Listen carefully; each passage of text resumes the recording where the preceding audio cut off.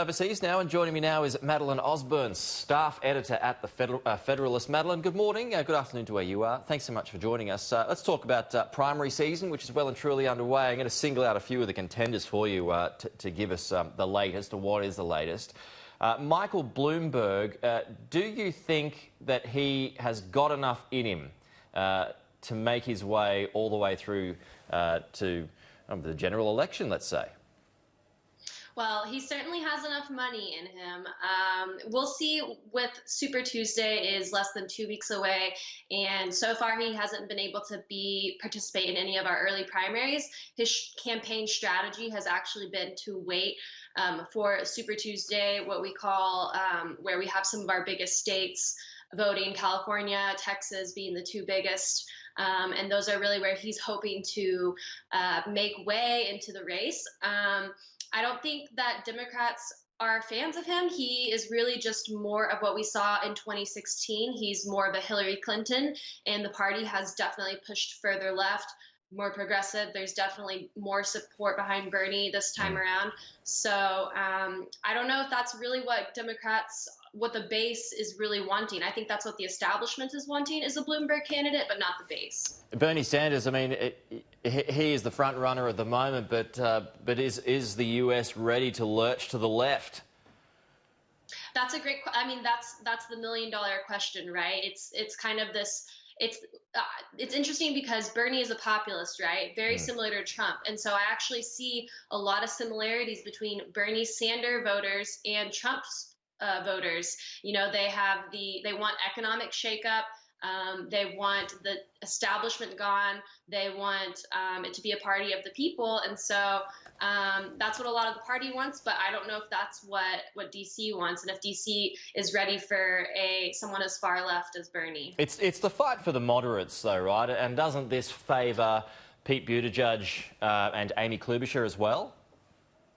Right. I mean, I don't think that moderates are really. I think people want change, right? That's what every election is about, change. And so when you say moderates like Buttigieg or Klobuchar, that's more of the same, and that's really hard to get behind. People don't. There are a few moderates, but it seems like people are either right or left, and they want one or the other. Nevada is going to be the next test. Where do you see that going?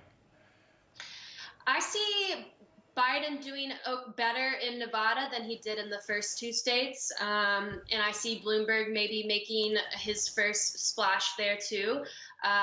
Bernie Sanders has done a lot of Hispanic outreach, which will be really important in Nevada. But at the same time, he's run into a little bit of trouble with some of the big unions in Nevada. They've come out against Bernie there. So Nevada will be really interesting to watch and see. So you think Joe Biden's is not out, he's still in the contest? I think he might still be in it just because we have so many southern states left, and the South is really where Biden's voters are, his supporters are. A great example is that I just went to a Bernie rally in Texas last week, and Bernie in 2016, Hillary Clinton crushed Bernie Sanders 63% to 30% in Texas. And so those same Hillary supporters are going to be a lot of the Joe Biden supporters. And I think that Biden still might have a way forward in some of these southern states that Bernie doesn't have. What is Hillary Clinton doing? Where is she in all of this? What's she saying at the moment? I think she's trying to stay out of it. I think she's definitely come out against some more of the progressives. Obviously, she is part of the establishment, but at the same time, I think people don't really care what she has to say anymore these days. Well, yes, she's tried and failed a few times now, so, well, for good reason. People don't listen to her anymore. Now let's get on Donald Trump. I mean, all of this, I guess, feeds into the narrative that he is probably going to be stable while there's no real strong Democratic contender, yeah? Sure. Yeah, I honestly, I don't know who he would want to run against Like I said, I think Bernie and Trump share a lot of supporters. So I actually think maybe he thinks Bernie is crazy and that he could take him. But at the same time, I think if we just go with two extremes, Bernie might give Trump a run for his money. I think he could easily beat Biden. I think he could easily beat a Mayor Pete. Just thinking about Mayor Pete and Trump physically together on a debate stage, I think Trump would just clobber him. Yeah. So yeah, well, I don't think there's anyone quite yet that absolutely could beat Trump. I mean, how much does, I mean, Bernie Sanders is 78 years old. I mean, how much does that, I mean, we don't want to be ageist here, but he's had health problems only recently, really. So, how much does that work against him?